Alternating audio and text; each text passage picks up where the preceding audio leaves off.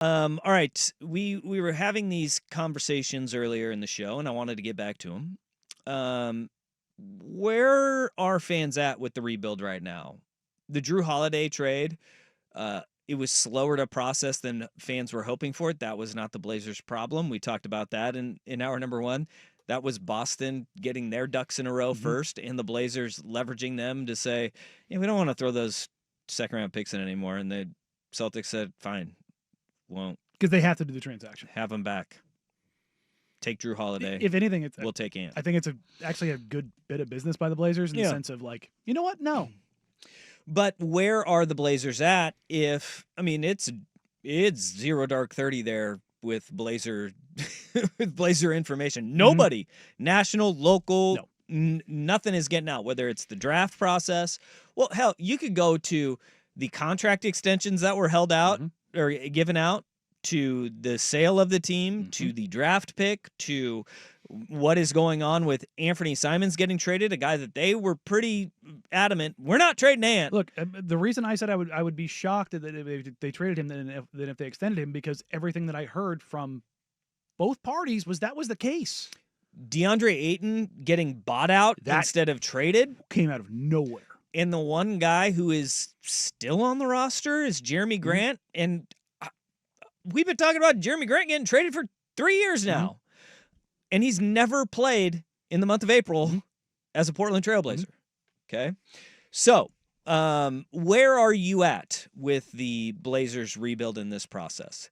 Comments, we got a few on the YouTube stream. Where are we at with that Jeremy Grant? Is he not going to be moved then?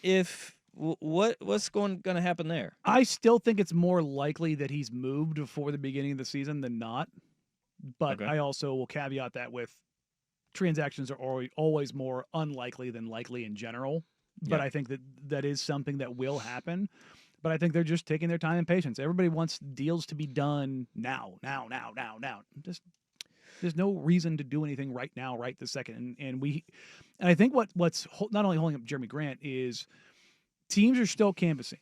And that has a lot to do with the RFA process, restricted free agent process, whether it's Cam Thomas, whether it's Josh Giddey, whether it's Jonathan Kuminga.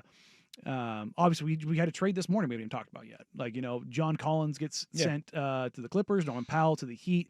The Utah Jazz said, all right, thank you, see you later, bye. And they've been trying to move Collins for a while in the sense of like, and they had opportunities. Like, I know of multiple offers over the last 2 years that they could have moved John Collins, but they just said, nah, we're good. We're not in any hurry. We're not in any rush. And now they decided, we're going to get out of everything because we want to be bad. See, but that kind of seems like what Portland is doing with Anthony Simons, DeAndre Ayton being bought out. And then this one is the one where you're not going to hold on. You're not going to get off of that contract. And if culture is kind of the moves that you've been making and wanted to change, this is not the best way to change your culture is by keeping a guy on the roster who doesn't want to be here. And look, JG's never going to ruffle any feathers. He's going to show up and be a pro no matter what. If he wants to be here, doesn't want to be here, whatever it is, he's going to be fine in that regard. Yeah. But I also tend to believe that there is probably something coming, and not anything immediate or anything along those lines. I think it'll be in the next couple of weeks if they do something. So, but I think you're going to have to see the RFA process play out first, because how that shakes out and where those things go. As we talked about in the first hour, Bradley Beal is a guy who, if he gets bought out, he's going to be a domino that leads to, like, is he going to end up in LA? Is he going to end up in Milwaukee? So those kind of things have to settle themselves out before teams look at, okay, here's where the board lays. Now what do we do? Because of how things are going to, again, I hate using this phrase, but order of operations. Okay, here's a text. Portland is a rudderless ship with zero direction. Last season, generational draft prospects. Portland decides to play heavy minutes for vets, get crummy draft pick, dump vets. Why not do this all a year ago? Those aren't my words. That's the texter's words. Sure, I think we can rehash the same thing I've said for 18 months. We can sum it up for going for it after the All-Star break. Yeah, like I don't. They know. won a bunch of games before. They won a bunch of games before the All-Star break, and it put themselves in a position. And they decided that and the whole playing the vets thing, Jeremy and Da didn't play. No, they didn't play the back half of the year. You had Denny Avdia, the guy they just traded for, who's under the age of 25. Toumani Camara was an absolute what they didn't play the vets. It was mostly the young guys. Ant played. He's 25. Yeah. Well, I mean, but he's been in the league for Sure, long but I mean, time. like this whole idea of like they leaned heavy into the old guys. No, they didn't No. lean heavy into the old guys. They don't have many on the team. They No. have few. They have even less now. But the getting off of contracts. I mean, this has been the thing of you're not going to trade somebody for nothing, even though the Anthony Simons was an asset that they coveted. Mhm. And if you covet an asset that much, they felt they got equal return. I think it is a fair trade if you're trying to win. Now that Yeah. it appears you're not. Again, I mean, but we don't know they're done yet. That trade, when it came through, the first thing I said, this is not a win now trade. This is about culture, tone, style, and what they want to do as a basketball team. Mhm. And they were missing that dude in the locker room who is a dyed-in-the-wool leader. Yeah. Here's an interesting thought on the YouTube chat. Is it wise to shop Shane Sharp now? I think everything's on the table with anyone. I've said this repeatedly. There are two guys on this roster you are not shopping. Toumani Camara and Denny Avdia. Mm-hmm. Everybody else, show it. Yeah. Prove it. And then there was somebody who said, hey, look at Shea's numbers without Ant. He could bear more of that scoring load. Is that true? Yeah. So if you look at Shaedon's most played lineups, which number one is the Scoot, Shea, 2, Denny, Klingon lineup. Mm-hmm. If you take Ant out of this, that lineup was in the first percentile in effective field goal percentage. That's not good. Basically Big the worst in good. the NBA. Big numbers good. 99 percentile, awesome. First percentile, dog water. Okay. That is a major. Look, Shea has otherworldly talent at getting to the rim and finishing. Like, he is an elite finisher. And I'm not even talking about his dunks, his ability to kind of slither and get to the rim and lay it up. Mm-hmm. I think he finished somewhere at 72 or 74% at the rim. He was incredible. Here's the thing. If you look at, if you go to cleaningtheglass.com, Ben Falk's website that filters out all the garbage time.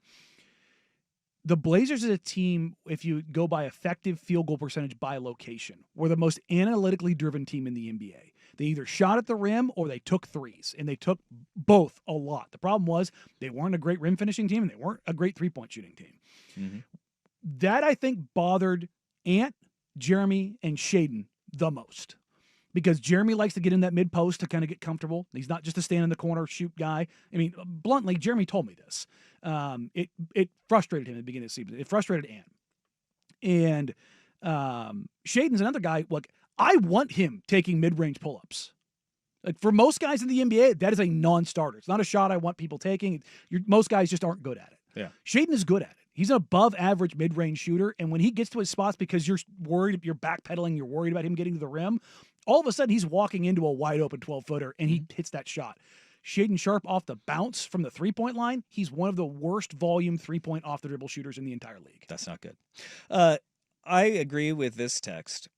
I feel like more than anything, Cronin is methodically building this team.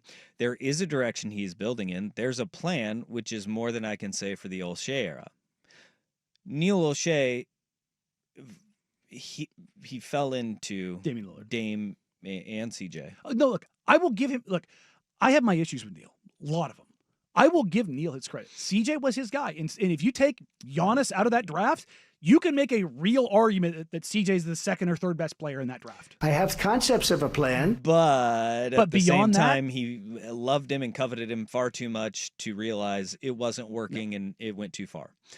But I do agree that Cronin is methodically building this team. They are slow playing the living bejesus out of it. And that's the frustrating part for fans. And that is a frustrating part, is that they are establishing identity, and it may have taken longer than folks would want it to take. But the identity is now they're going to be defensive minded. Bigger, longer, stronger, athletic, and defensively built. They're going to be big, big, big, big everywhere they're going to be at. It's not going to be a three-point oriented offense. And that is a big change. Mm-hmm. It's a drastic change. I mean, the team that Dame had, you had shooters everywhere. Remember Hassan Whiteside? We got shooters. And he wasn't wrong. I mean, they had shooting. Like, you had at one point in time, you had Dame, CJ, Ant, Norm. All four of those guys could shoot the living hell out of the ball. But there's two things that happened. Blazer fans not about that life of a rebuild, and that's the way it is. But there's also the other part of this that, and we've talked about this ad nauseum, and we don't need to rehash it, but they got over their skis with some of the things that they said at the end of the year about them wanting to go for it now. I 100% look. Actions over words. And their actions is a slow play. And look, I have said this over and over again.